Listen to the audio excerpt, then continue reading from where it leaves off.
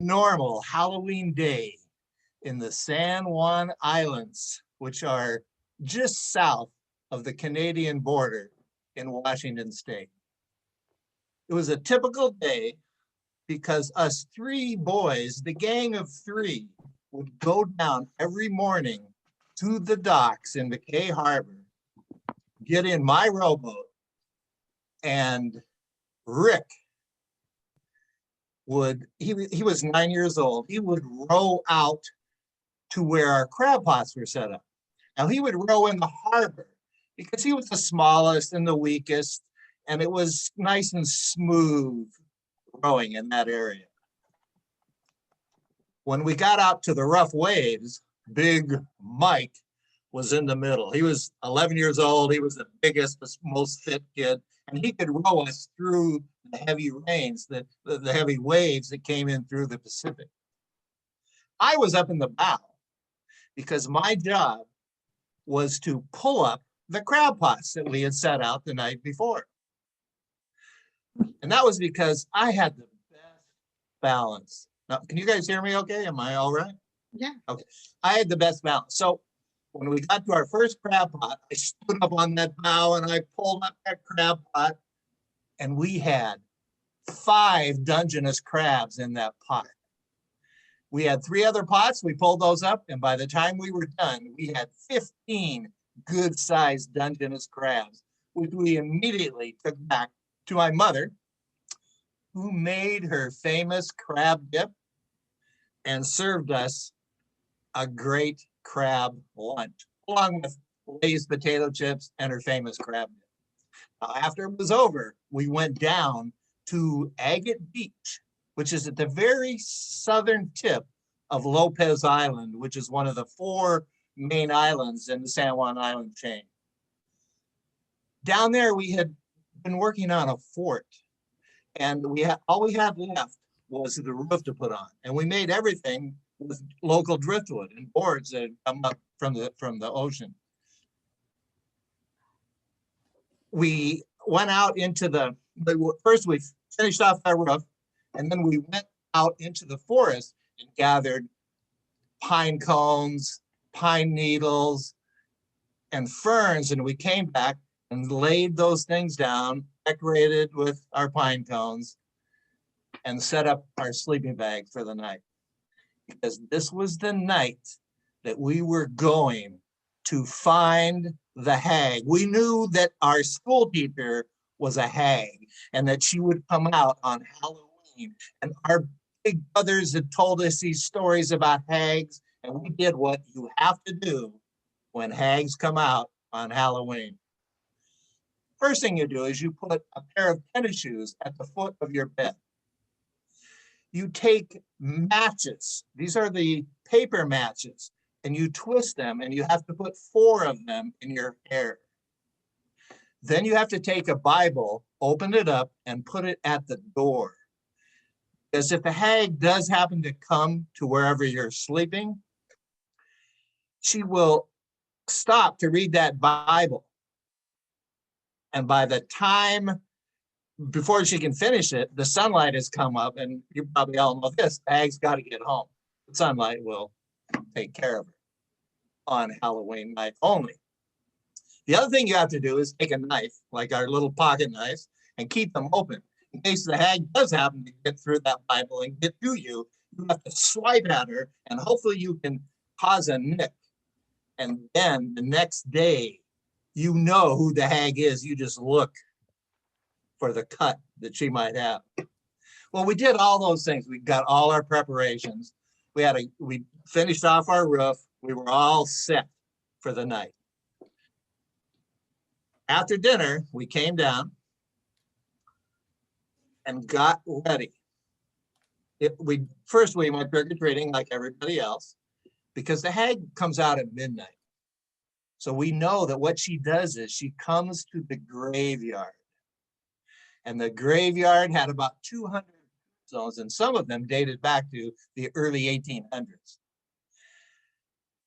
So we headed up to that graveyard, and Big Mike and Rick the runt got into the tool shed for the gardener. And out there we could watch when the hag came in. I had to run. Again, I was the fastest one. I had to run over the hills with a bag of salt and go to her house. And at 11:30, the front door opened.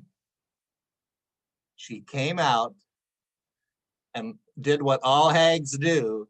She peeled off her skin from her head all the way down to her toes, and she laid it over the railing. And then with her creaky bones and her guts and goo dripping off her, she headed out to the graveyard. And this is when I had to jump into action. I had to run up there and grab that skin and cover it with salt. I finished that and I ran back and I got there before she came. She was slow creaking. And as she came into the graveyard, she was singing that song. The hags are coming. The hags are coming. They will be here soon. And she went over to the graveyard, the first graveyard that didn't have anything on it.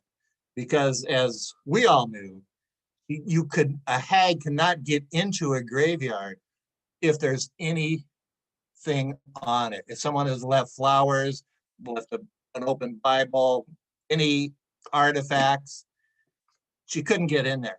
But these old ones, they didn't have anything on them. And she went over and she stood on the first one. And she slowly just melted down into the graveyard. We knew that what she did down there was suck the souls out of anyone who was in there. And then after about, half an hour, she came back out and she started slowly creaking with her creaky bones back home. Of course, we were much faster than her. We ran over the hill. We got down under the willow tree right next to her house. And she came up to the steps and she put on that skin. And I don't know if you remember what happens to things like slugs that are slimy and you put salt on them. What happened was she dissolved right into the earth, never to be seen again. We had accomplished our mission. The next morning, we all went to school. And of course, the teacher was not there. And stories have went around for years. This is back in the 50s. I'm sure the kids are still telling the story of the hag of San Juan Island. And people wondered what had happened to our teacher. They thought maybe she went out walking along the cliffs and fell off into the ocean. Maybe the killer pod whales had eaten her up. Maybe she just drowned and went out to the ocean. Nobody really knew for sure, but we knew. And now all of you know the truth to that story. Thank you. So did the sound come okay? Yes. Oh, good. No Yes. problem at all with the sound. There was a less than 2 seconds softening Okay. midway. Oh my Okay. gosh, Ed. I maybe you've told that before, but you had me in a new way tonight, and in a completely new way. Perhaps you've told it elsewhere, or if you've told it here, I missed it. I haven't told it here. I've had a chance to tell it 2 other places. Is it real? Well, the legend is real. What we did, of course, is not real, but Lopez Island and our older siblings telling us about this legend. So the story kind of came down from the legends around the islands that kids would tell each other around campfires. So I just put myself and our gang into it. But we did all those things, the crab pots, my mother making a great crab dip, and everything else is true. And I lived up there Bible? during summertime. the Bible and the matches and the knife and all Yeah, that? we would do that. We wouldn't go up to we would go up to the graveyard and wait. We didn't know about going to her house or anything. I mean, we didn't think our school teacher was Did the a, teacher disappear after Halloween? no, she didn't. Oh, Well, Oh. in the legend, she did. Oh. But in that particular, our real teacher never did. all right. Nobody, they didn't like her, huh? Well, there's some teachers that just aren't in the right profession. So Exactly. Well, we did No. actually, we did that the first year. We actually did exactly what I was telling you and looked for the teacher to come out. And of course, she never came out. We went to her house and sat under a tree with our bag of salt and told stories and scared each other, you know? And my question is, how do boys whose hair is quite short in the day get even if the matchstick is bent, how do you get it to stay in your hair? I guess you'd have to wear a wig. Oh, but that wasn't part of your thing. Okay. Nice singing voice too. Yeah. Oh, thank you. I liked the patience you took with your lyrics. You know, I heard that song, just the melody, and it was The Ghosts Are Coming, from Diane Ferlot. You all know her as a storyteller. Well, I was at the Mariposa Storytelling Festival, and it was being recorded on public television.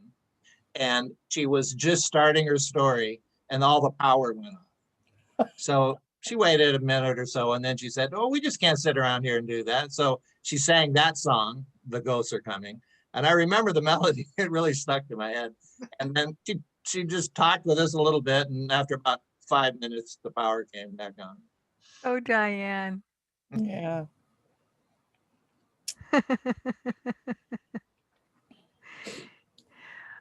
Did anyone make it to Wednesday night's genre telling? I'm sure Ed was there.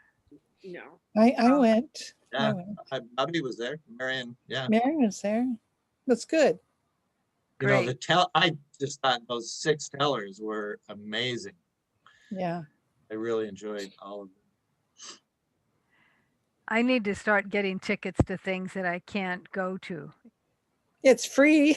You just have to sign in. Well, I think if I don't sign in, I can't see it on the SAC website.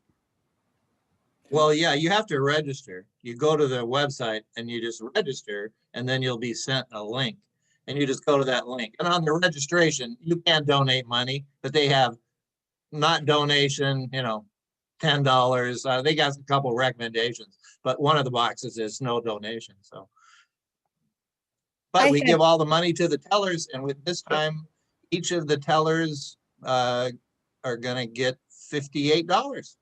Ah, Although half of them just donated back to SAC anyway, but that's nice to reward that was one of the things I wanted to do with this, is to reward them financially, because, you know, people telling stories aren't making any money really, or much in the way of money, especially the ones who do make this for a living. And next month is the theme is Tall Tales. Oh, I like to. I Oh, always wow. forget. I keep forgetting to go to the website. Are we getting those little emails anymore from the? Well, are you a member of SAC? Yes, and I quit getting newsletters. I Well, haven't seen a Okay, newsletter. here's I know the answer to both of those. Oh, okay. Okay. Malcolm told me that the company they were using for the e-blast, there was something about it. It wasn't working for him and for SAC anymore. Mhm. And I'm ready to email Malcolm and said, do you have another, company or way to do e-blast? But anyway, we aren't getting them right now. So obviously nothing else has been set up. Well, is that what Rick sends out though? Through, I don't think he uses eBlast though. No, Rick does not do e-blast. He's on his own doing a lot of emailing. Yeah. Rick is. So Yeah. Rick sends out an email of the genre and other events to lot. all SAC members. So you should be getting it, Colleen. And if you're not, I want to, I'm not getting it. I got Malcolm's. yeah, And when Liz re-emails us from Arinda, I get that. But I haven't been getting anything else from SAC. Yeah, yeah, well, because the genre comes out, I would say it comes out about a week and a half, 2 weeks after the event Uh-huh. to all SAC members and other people.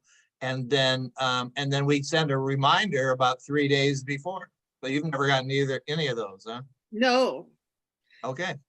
All right. Oh, so this sure. is mixed bag, and we're continuing tonight's stories. I'm going to tell a Christmas story. When I think about Christmas, there's the kids. They're saying, "Oh, it's so commercial these days. I can't stand it. So commercial. What do you want for Christmas?" And from the kids' point of view, it's like, what am I going to get for Christmas? I want this, I want that, I want that. So commercial. And they go to Santa Claus. And what's Santa Claus all about? You have to tell him what you want for Christmas. It's all about that. But, through the ages, though, there certainly have been generous people throughout the ages, generous people, Christian people, many people of many faiths who are very generous. And one of them was Nicholas. Nicholas was born in Asia Minor in that little town of Patara in 280 AD. His parents were very wealthy, but there was an epidemic that took both of his parents' lives. So he was alone, but he was adopted into extended family and was raised by them in the town. I got to get his other town.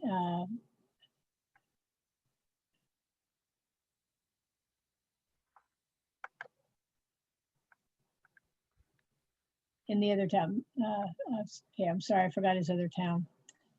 But he was raised by them, and his own parents, though, had given him the gift of faith and the gift of generosity. They really instilled that in him. So even though he was wealthy, had access in his later life to the wealth that they gave to him, he was very generous. So he was in Myra, that was his town. And he would give away things that he had, the wealth that he had. He was really heartfelt to do for other people.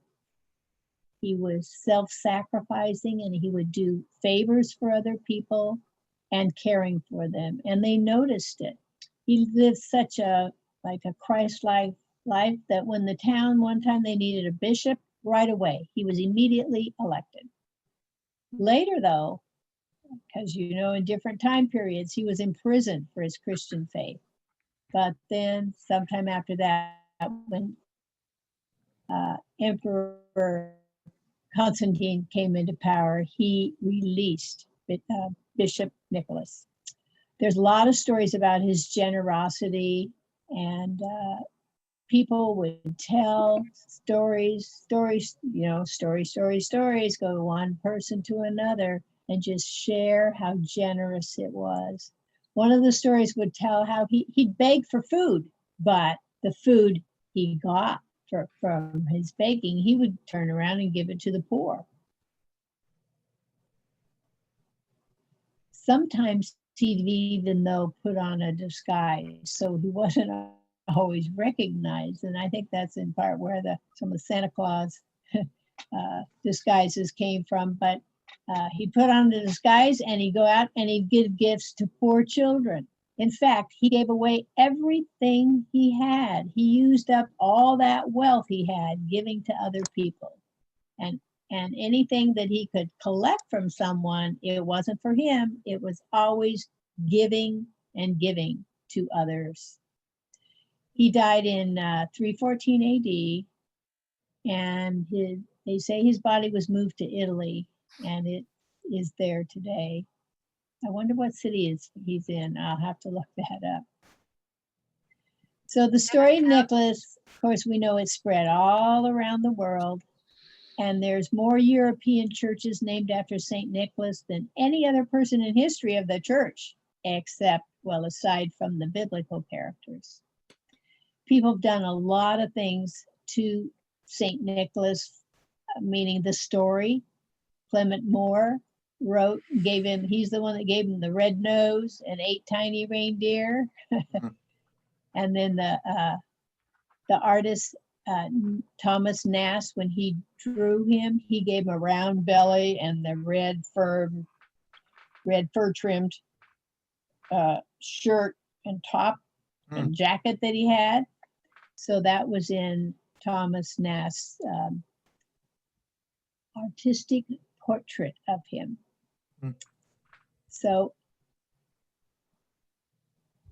it's important for us to remember people who have been generous in the past, St. Nicholas included, and his generosity really touched the entire world. And so we encourage one another to be generous, especially at this time. And that is some of the story of St. Nicholas. Thank you. All right. Mary and I always appreciate the parts of Christmas that are about Christmas and not about commercials. Thank you. Thank you. Thank you. My father always told us, he presaged the times I think some of us yearn for still, that Christmas we should be the way we are on Christmas, the way every day.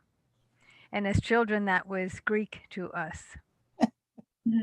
Well, they commercialized it in the 30s. The stores got the concept and ran off on good old jolly Saint Nick, as they called him. And there's other people and legends that were fit into his too. Mary knows maybe 5 or 6 more people who appeared as Santa, and the coal and the stocking and the tree. It's all about him, but it's individual ones that came in. It's interesting.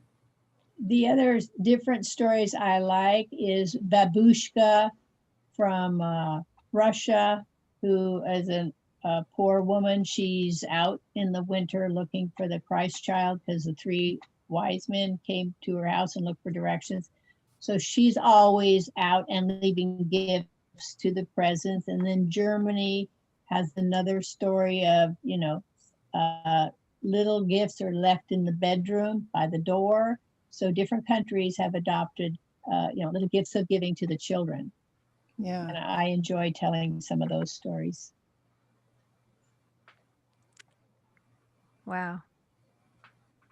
It's a good plan. It's good. I have a story from the steppes of Russia. Shall I go next? Sure. From the steppes, probably, I think Kazakhstan. This is a story. I may have told it here before, but I don't remember when. So there were two elderly friends who together lived in the the high country of the steppes, where the winters were wicked, well, harsh anyway. They grew vegetables and they tended some sheep. And the hardest part was when the weather turned so cold that previously frozen snow would be blown with fierce winds, and it hardened the surface to where the sheep could not even begin to access food. And sometimes they would lose sheep. Well, the the two friends their vegetables were growing on one half, and on the other half were the sheep. And Kurai, Kurai, Kurai, he was working the vegetables, and his friend Dao, D-A-U, Dao, was watching and caring for the sheep. But the year that the weather event happened, there's a name for it. It's called the dejout, when the ice is so hard the sheep can't get through. And in this year, in this story, all of his sheep perished. And Tao was resolved not to be a burden on Karai. And he went to Karai and he said, now that this has happened, I want to tell you that I am going to go into the forest, and I am going to let what happens happen. And Karai looked at Tao and he said, you can't go. I have an entirely different view of this. I've already made plans. I'm giving you half of our land. And Tao said, I cannot. You have done so much for me already that I can't take more. And Karai had to convince Tao that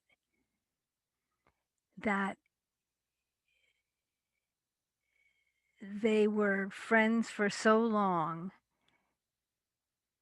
that Karai would miss Tao so much that there would be no stories around the fire at night. And so Tao submitted to Karai's generous plan. And by spring, they were able to make a go of it. Tao, one afternoon, while he was digging in the dirt, came upon a hard metal surface where, of course, is the proverbial box, and inside it, jewels, but mostly coins. And Tao looked at this and he said, oh my gosh. Tao goes to Karai and he says, Karai, look what I have dug up. It belongs to you. And Karai said, Tao, you dug that up on your part of the land. It is yours.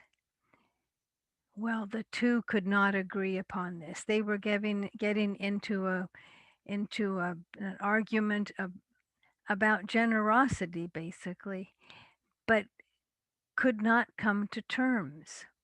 They even raised their voices for the first time ever. And when they realized where they were going, which was nowhere, they were determined to seek advice. And so they knew that the teacher in the town was one of the wisest people they could consult. And so they managed to go and see the teacher, which took them a long time. But once they got there, they all sat down and they explained what was going on. Well, the teacher sat back and looked at them and looked at the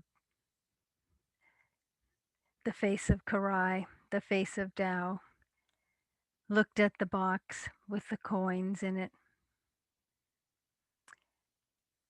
And then he looked again at the face of each man, and he looked at the coins, and he closed his eyes, And he thought about this. And then the teacher said to them,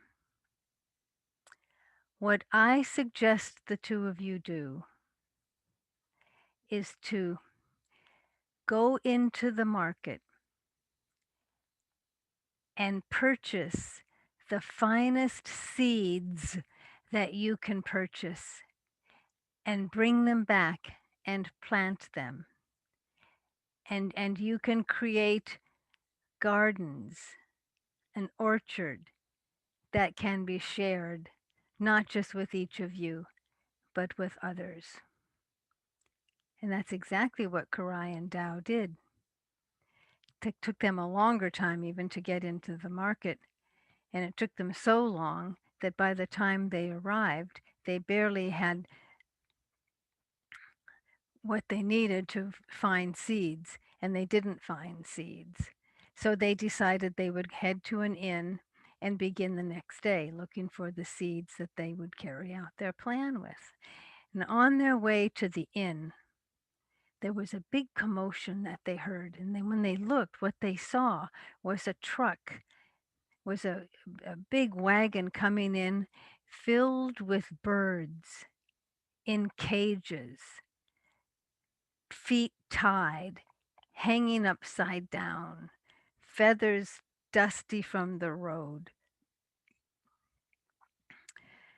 And the Karai and Tao looked at this and they thought, "We can't have this." And they went up to the person in charge of the wagon and told him that they were prepared to buy these birds. Where were they going? And they were told that the birds had already been bought and they were going to go to a wealthy person who was going to keep them.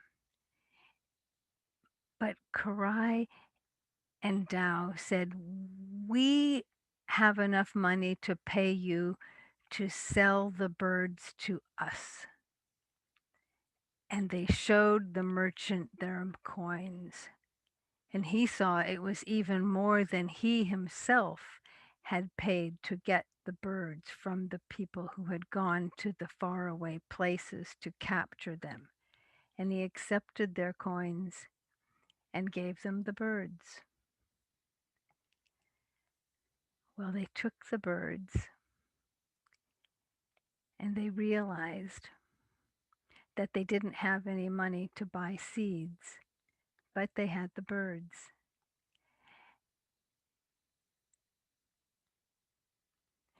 And they worked to help the birds free their feet, free their wings, free the dust that was collecting on each feather,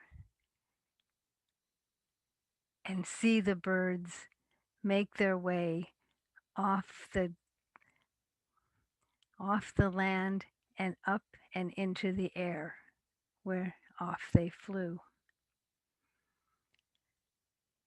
With no money to buy seeds, Karai and Tao went back to their land, unsure of what they would do and worried about their future. But by the time they arrived there,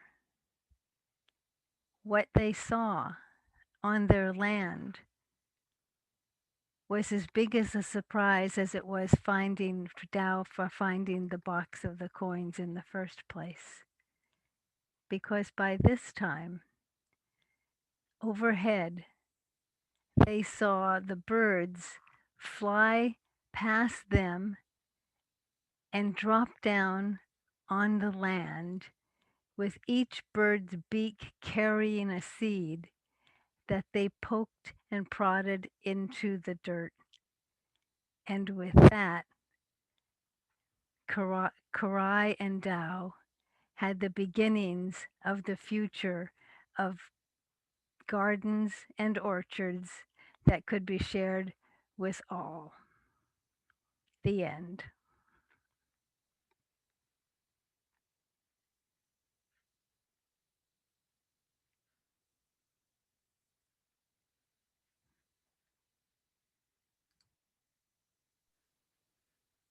Good message. Pardon? Good message. Where do you get your stories?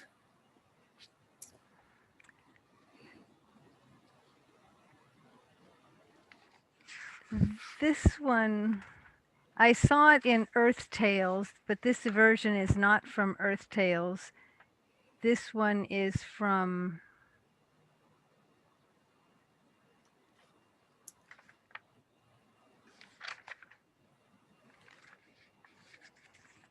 good question, Bobby. I thought I knew the answer. Well, you always have interesting stories that,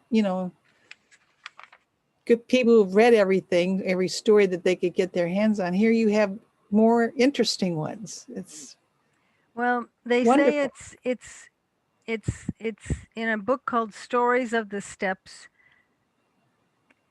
Kazakh Folk Tales by Mary Lou Massey. Was Cossack one of the big gatherer of the stories? I was thinking it was a geographical use. Oh, Country okay. now, Kazakhstan. But look at the, as in Kazakhstan, yeah. But can you see this, this black, Ooh, Yes. yeah. isn't Yeah. that, can you imagine the dark, the etchings? And look at the, oh, I should have talked Wow. about the camel. Yeah. Wow, that picture's worth 1,000 words. I wish I'd used some of them. And their faces are painted. Yes, yes. They And might look at, be the actors. they're the characters in the story. What do you mean? Well, they acted out their stories, and the other ones behind them look like puppets. The creatures that are not realistic, and the guys with the painted faces. Well, what this is are the three men and one Yeah. camel. Yeah. So one is Karai, one is Dao, but the man with his eyes looking in the coins is the merchant. Oh, okay. Yeah. Do I see them holding a cage up that has a bird in it? Oh, well, on the top of the hump of the camel, Marion sees the cage Oh, that's got the right. birds Oh, in there it. they are. Yeah. Yeah. And look at the eye of the camel. He's even in and on the action, the way his eye is. Yep. Now I have to Yes. carry birds. I need to do what Ed does and practice more. That's But, fine. Oh, oh. That's fine, yeah. So I'm sorry we lost Pauline. Perhaps technology got the best of her. But I'm Marion and I know, and Bobby, and I don't know if Ed and Colleen knows Pauline, and Yes. and Ed may not, but I don't. she's been a member of Mixed Bag for a long time, and she, I think, has a new computer. Ah, That she's And learning how to use. yeah, she has a son in Santa Fe. She lost one of her two sons, but the one who's alive and in Santa Fe, I think has accorded her a lot of technological help. And so, I have a story, but Bobby, you can go first. well, I didn't practice mine very well. I but, didn't either. But so you go first. okay, this is the story. I got a cheat sheet. Things happened today. It's my granddaughter's birthday. She's 24. I had to go visit her. Well, I meant to, down in the cold in Alameda, and give her some gifts. My brother came down with COVID. I didn't know 2 weeks ago. He's in the hospital with pneumonia, and that's kind of things series. They're the colored books, the red, the yellow, the brown, the blue. And I'm working on damsels that overcome. And as I trekked on with this, I also learned that men were damsels also, and they're also trapped by the traditional tales that have been told. They have to keep the rules, and they make the women live by the rules. But unfortunately, in keeping the rules, they're living by the rules. So this is called Farmer's Feast. The character is a raven, and I made her a sheep. Now, Raven was perched on the post into the farmer's yard because she liked to steal food from him. She's either eating in his garden or eating his cherry trees or eating in his wheat fields. When Rooster came crowing by and he said, "Everybody invited to Farmer's Feast, everybody come, everybody come." And Raven looked at Rooster and she said, I wasn't invited. And he says, well, you're a thief. Thieves aren't invited into the farmer's feast. And so he said, okay, that's fine. And he went on and he went over and he dug up some worms from the creek that was flowing by the gate. And along came Bear. And Bear was so shiny and he rustled out of the forest. And Raven went up to him. He said, what are you doing? He says, I've been invited to Farmer's Feast. And she said, no. She said, well, look at that fine fur you got. It's all thick and it's all combed and it's all beautiful. And that skin you have is so tough, you'll be used as rugs. And the bear said, oh no, you're just jealous because I heard you weren't invited. She said, no, just think about it. You would be used for rugs for his room to keep his, he said, he started thinking about it. He said, I think you're right. And he turned around and he ran out. Well, Raven was feeling pretty good that she'd done that. And she was now up on the post and she was looking at some flowers to eat when Squirrel came scampering down from the trees and landed on the fence and looked at Raven. And she said, where are you going, Squirrel? And she said, oh, I've been invited to Farmer's Feast. Special invite just for me because I have things to share. And Raven looked at her and she said, no, no, no, no. They want your bushy tail. You know, they have a lot of dust in there. And that tail would be just great to push all their dust out of their rooms. And Squirrel gave him a look and she said, you think so? And he said, oh, yes, I know this. So Squirrel chattered a little bit, wiggled that tail back and forth and jumped off the post and left. Well, here came down Mrs. Sheep down the road. And oh, did she look pretty? She had this thick, thick fur and it was pretty clean and it looked kind of like it was combed. And Raven dropped down on the road and went, whoop, and she said, oh, must you? And he said, where are you going? And she said, oh, I've been invited to Farmer's Feast. He's going to take care of me. And Raven looked at her and he said, sure he will. Look at that fur you have. He'd just like to get your hands into it. He could do just wonders with it. And she said, oh, I'm not going to listen to you. I'm going to go anyway. They promised me grains to eat. So she pushed him by and she walked by and Raven was kind of upset. So he flew off and he ate some of the cherry trees. And then as he was doing the cherry trees, he saw Mrs. Wolf sliding through the bushes and he jumped on her and he said, hey, and she goes, what do you want? And he said, are you going to Farmer's Feast? And she said, yes, I am. I've been promised food and a place to live. And he says, you know, those dogs with the chains around their necks and how they have to sleep in their own droppings. And Wolf looked at him and she said, are you sure? Well, Raven flew up into the air and of course you know what happened. All the dogs started barking and straining at their chains. And so Wolf disappeared. So he was feeling pretty pleased with himself and she was posted back up on that post. And here came Mr. Fox. And Mr. Fox was sliding along the creek very, very carefully. And Raven waited till he got up and he says, hey, you're going to the Farmer's Feast, I bet. Mr. Fox said, sure. He promised me a place to eat. He said, you know why they want you. That coat of yours is so pretty and so red and so rich. The farmer's wife needs a coat. Well, Mr. Fox looked at him and he looked at the farm. And Raven said, don't you like living in the woods? And at that point, Mr. Wolf, he went off. Well, Raven was feeling pretty good with himself. He had saved some of his friends from going into farmer's land and being used. When along came Junior Pig. And Junior Pig was all shiny and he had a little grass around his neck and he was just trotting along. And Raven flew at him and he said, Mr. Pig, I wouldn't go to Farmer's Feast if I were you. And Pig said, I'm going to go. He says, I get to eat in his vegetable garden. And Raven said, well, I eat there already. I don't have to go. And Mr. Pig said, I get special food from the house. And he kind of pushed old Raven out of the way and Raven plopped back up on the post and she squawked, but oh, Mr. Pig, Junior Pig walked by.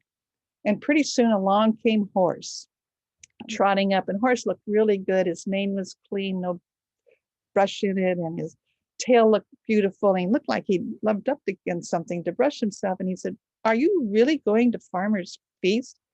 And Horse said, sure. You're not going, Raven? And Raven said, oh no, he'll put you in that barn. He won't let you out of that barn. Well, Horse said, farmer said I had a lot of strength and he could use me. And with that, horse just trotted by with him and shook his head. Well, about that time, along came Lady Cow and her calf. And oh, she looked great. She had a hat on and calf was all cleaned up. And Raven was on that post and she said, you're not going in there to Farmer's Feast. She said, sure, I've been promised oats and wheat and all the grass I can eat. And for my son, when we can be out in the field, he said, no, they're going to use you. They're going to use that milk of yours. They're going to use that. And your son, they'll eat him.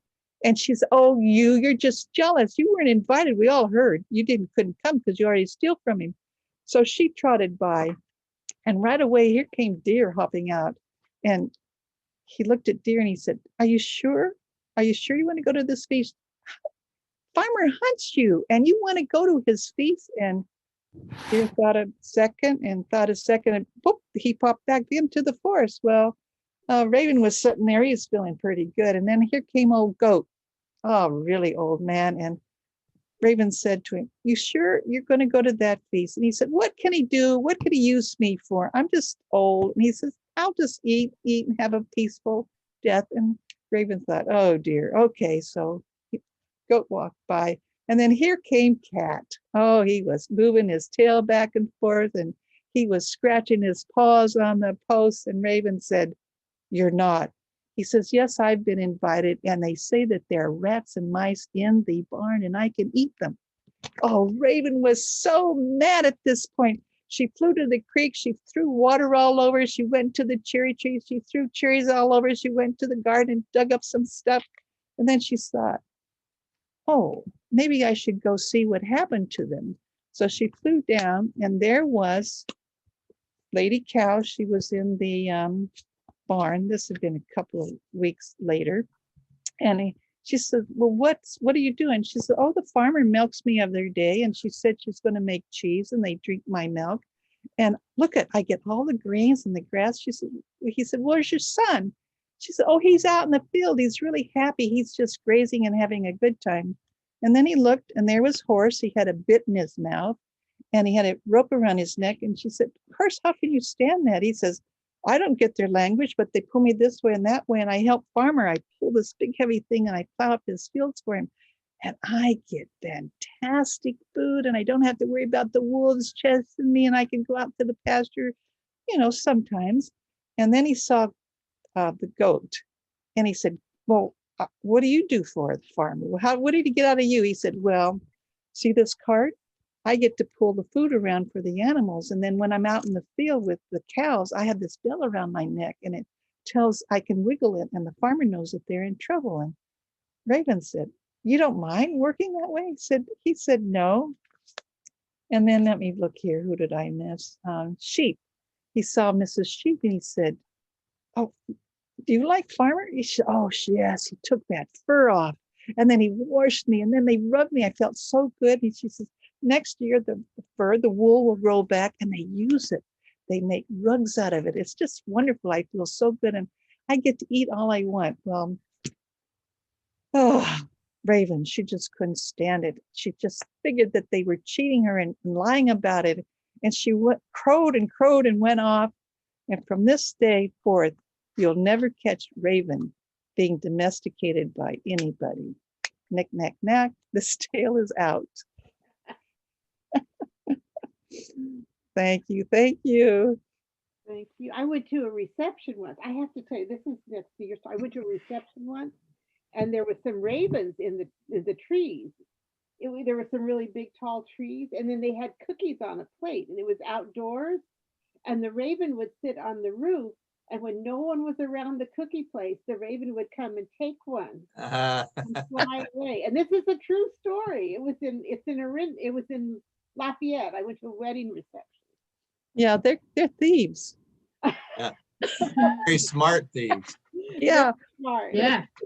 they like their freedom. Yeah. Well, Bobby, I know as kids, we used to go up with our 22 rifles and go up into the garbage areas and try and shoot ravens. And no way, they were too smart. Yeah, they're very They smart. got away, all the time. Well, And they're big. They're big birds. Yeah. that raven got, and these are big cookies. So that raven got about 4 cookies. I didn't tell on him. Someone else saw him and chased it and put the cookies away. But I was having so much fun watching it. I wonder if ravens and crows are similarly smart. Yeah. Yeah. The raven is the big one, the crow's the cousin. Right. And then there's another one below him. I forget what it's called, but The beak's a little different. Well, near my house here in Davis, we have walnut orchards. And the crows go get the walnuts and then they fly up, above the trees and drop them so they fall onto the roadway and crack open. Or at least cars run over them and crack them open for them. and they eat them. They eat them. Yep. And that was a well-told story. I mean, Thank you. when you're not prepared for it, that was, I had my cheat sheet. yeah. They had good energy and it was well Yeah. done. I love the drivetrain of that story, if there is such a thing, with oh no, you Raven, you are not allowed. You steal. You're Yeah. a thief. They are. And when you think about the whole story, that's just a wonderful protagonist antagonist setup. Yeah. Tell me again the name of it. It's called Farmer's Feast. And it was a Of little course. story off at the side that I found years ago. And I thought, because, who would tell the animals about the farmer? Oh, funny. Ravenwood. Yeah. Colleen, Okay. do you want to tell tonight? I will tell. Oh, goody. I switched stories though. I'm going to do a Native American story. I was going to do an English one and I switched during the telling. I don't know why. So can I start now? Is that all Well, right? Ed, I only see Ed's fishies. Can I ask you if you're knitting or crocheting? Oh, I just finished my project. I missed, it was my, I was sort of embroidering on knitting. I'm making my sister 2 trivets for Christmas. Here's one. And I finished it. So that's why I was doing it during the thing, because I have a timetable, because I have to mail them to, well, it's already too late, but I want her to get her in the 12 days. So she lives in Wow. Montana. So this is one trivet. This is another trivet. Wow. So I finished it, and so I can just felt them again and mail them out. Well, then I have to wait for them to dry and mail them out. Can you take me off of the pen here and put Colleen on for speaker? I put me on, maybe Marion is doing it. I put me on gallery, but I should do that globally. Yeah. Yeah. One of the things I've been doing is spotlighting. You know how to do that, Linda?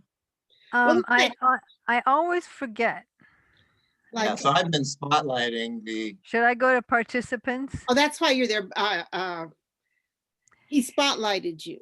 yeah, you go to, Linda, if you want to do it for Colleen, you just go to participants, you go to Colleen and then more. And then it Okay. says, it'll say replace spotlight because Bobby was on it before. Yeah. And originally when you, Oh, no.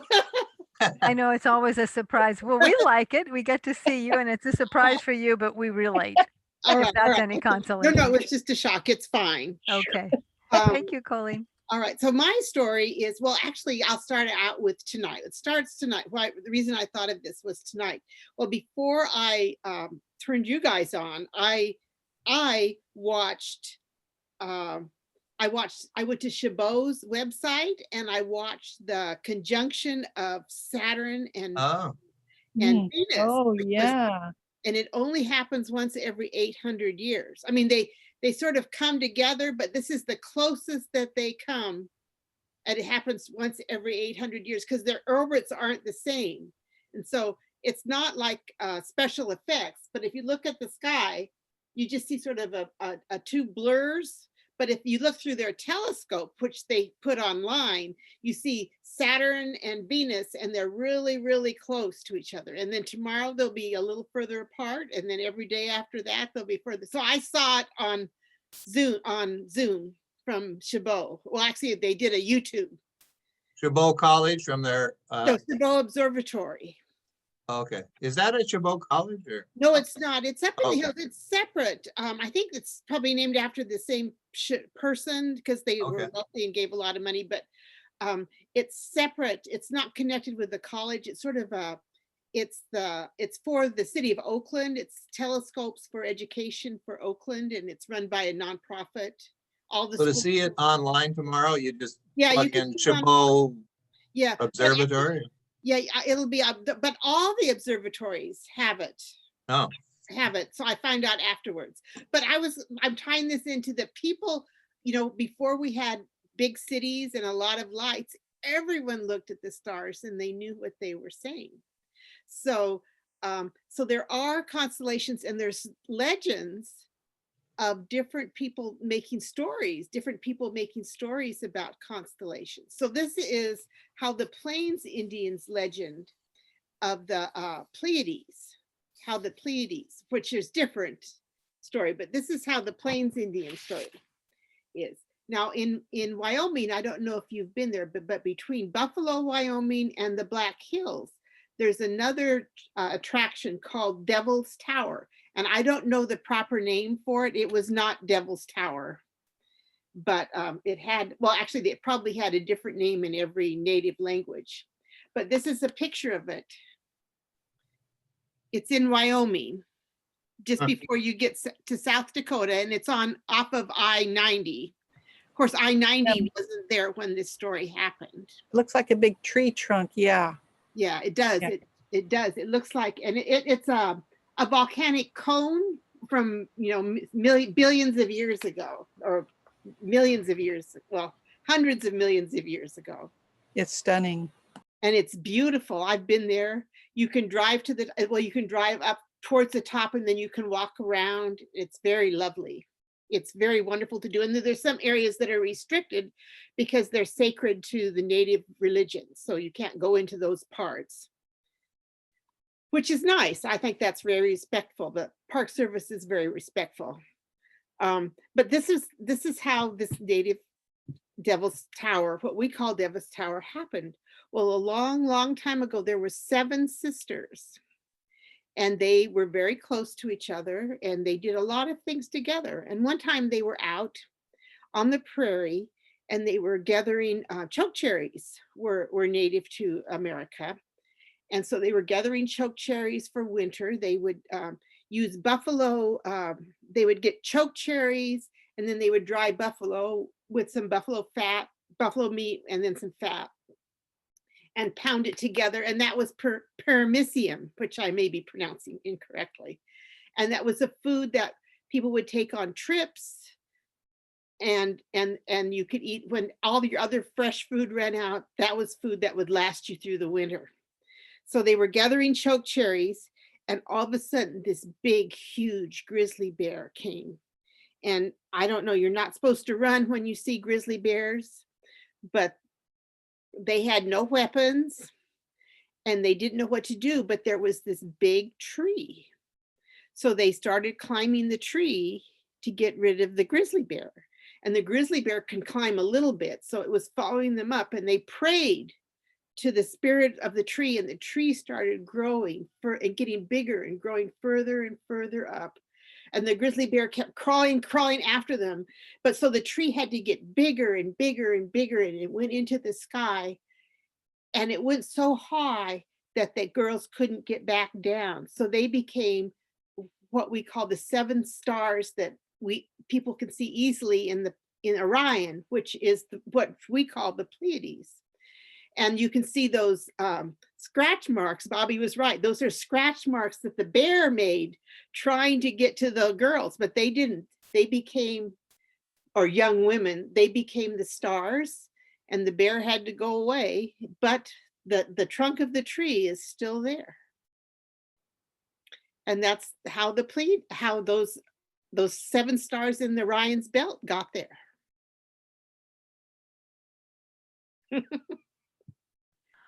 Oh my. interesting. I enjoyed that. Yeah. Oh my. Thank I you. saw an East Indian script, a whole hour about how those were big trees. And we don't honored that, and there's several of them out there, and they were huge trees that were cut down by whoever knows, and they petrified. It's a different kind of petrified Oh. wood. Oh, it's so a different story about, yeah. Yeah, different story, but that I like yours too. Yeah. But they're both trees. That's interesting. they're a natural phenomenon, but they're probably cores from volcanoes that the volcano wore away, and it's just the lava that was in the middle that's left. The mountain eroded, and just the lava tube is left. So Hawaii will look like this someday. Well, look, if there's a continent around. Hey, Yeah. Hawaii or one of the islands had a volcanic eruption today I know, and they said an Oh. earthquake too. at the Oh, same really? time. with earth.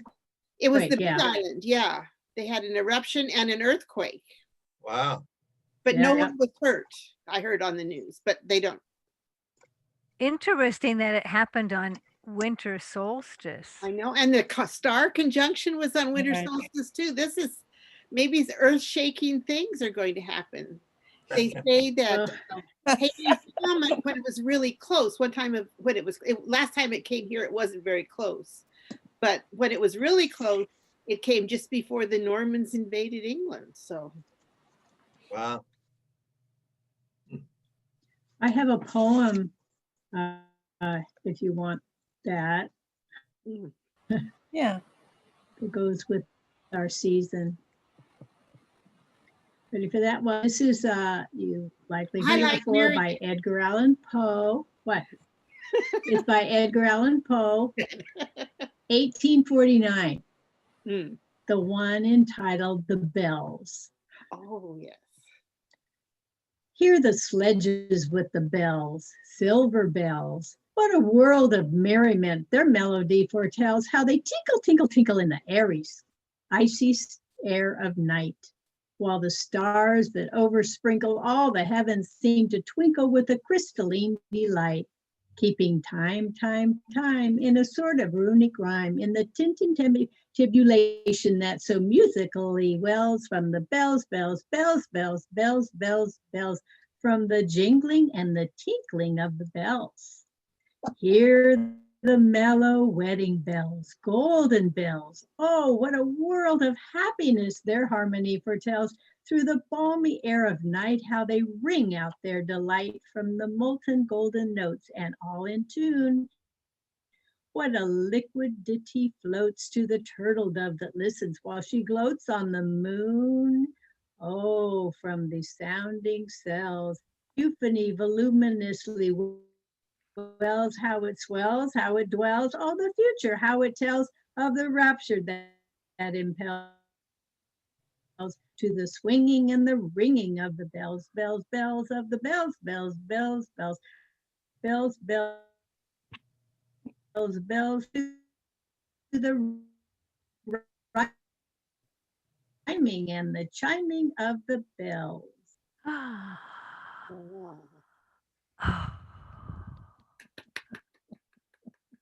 Well, Only Mar- shriek, shriek out Mary of. frozen.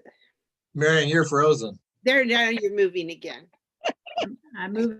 Yeah, it says your bandwidth is low. Your voice is kind of off with your talking. I'm on my laptop and it won't get any better. I just wanted to say, Pause. speaking of bells, I've been reading this year since I have, well, I don't know if I have more time, but I seem to have more time at home. Yeah. Do you want me to do really- part of the rest of it, or how do you want me to do it? Yeah. Oh, you're not done. I'm sorry. Oh, No. we thought you were done Yeah, because you because you froze. cut off. Oh, because I cut off. Go for it. How they clang and clash and roar. What a horror they outpour on the bosom of the palpitating air, yet the ear it fully knows by the twanging and the clanging, how the danger ebbs and flows. Yet the ear distinctly tells in the jangling and the wrangling, how the danger swells and sinks by the sinking or the swelling in the anger of the bells, bells, bells, bells, bells, bells, bells, in the clamor and the clangor of the bells. Hear the trolling bells, iron bells. What a world of solemn thought their monody compels. In the silence of the night, how we shiver with affright at the melancholy menace of their tone. For every sound that floats from the rust within their throats is a groan. And the people, the people, they that dwell up in the steeple all alone, and whose tolling, tolling, tolling in the muffled monotone feel a glory in so rolling the human heart a stone. They are neither ghouls, and their king it is who tolls as he rolls, rolls, rolls, rolls a paean from the bells, and his merry bosom swells with yells, keeping time, time, time, in a sort of rhythmic rhyme to the paean of the bells, of the bells. Keeping time, time, time, in a sort of rhythmic rhyme to the throbbing of the bells, bells, bells. You're freezing up again, Marion. You froze. You're frozen. Throbbing of the bells, keeping time. Tell me when Yeah, we I'm can't freezing. follow you, Marion. You keep cutting out. Can you hear us? Might be frozen. Yeah. Every once in a while, I think they're working on, when it's not my fault, but every once in a No. while I'll get frozen out. Marion, you are again. Marion's got low bandwidth. It comes up on the screen. Yeah. So the last line is the moaning and the groaning of the bells. But we heard it, but it's wonderful. Really nice. Nicely read. Yes. Am I It's the all only? about the reading. What, Linda? It's all about 3. What did you say, Marion? It's all about 3. Am I the only one? Can you hear me? Yes. I feel as though I was an English major, for God's sakes. I feel as though I've been reading an abridged version of that. Mm. Or maybe, there are more stanzas in there It's than I realized. that long. There's a lot of stanzas. Oftentimes the textbooks edit things out so you can get more variety of authors, I think. Yeah, they do. They do. Yeah. They give shorter poems than they were. But I've been reading Charles. What I was going to Oh, go ahead. say, just that, yeah, it's in the reading of it that I try and get my voice to match the word that it is. Yes. Good. Marion, of you breath. did. It was as if you had practiced that a I lot. have. And I mean that in a good way. Yes. You were I really enjoy able reading it. Yeah. So I'm sorry it froze up. Yeah. Next year we'll You'll have try it to- again. Next year, when you're really there, I'd like to hear it again. Okay. Which is really there mean? Oh, when she's not on her laptop? Yeah. On She's in stage. When she's in person. Oh, actual. I forgot Oh. about actual Colleen. That's hilarious. Look at that. Post-COVID, when we can meet in rooms again. At the Yeah. library, I want you to say this again. Okay. Well, that would be a fun one to do sequentially too. Because we could all have it, and we could all just take a stanza. A stanza. Bells, bells, Yes. bells, bells. And your voice has to match the type of bells, because we have groaning bells and tinkling bells. Oh, And Yes, Yeah. I got that. Yeah. But then it reminded me because of the story, because Dickens wrote it. Well, I have a book of 15 of his stories, and one of them is called The Chimes. and it's a Mm. Christmas story. And I was going to say that was the one I didn't do, but but they all have, most of them have ghosts in them, which is really strange. He must have been obsessed with ghosts, Charles Dickens, at Christmas Uh-huh. time. Colleen, are you reading non-Dickens novels? Are you reading more short stories from Charles I'm Dickens? reading, this is a book of Christmas short stories. Hmm. He wrote for magazines.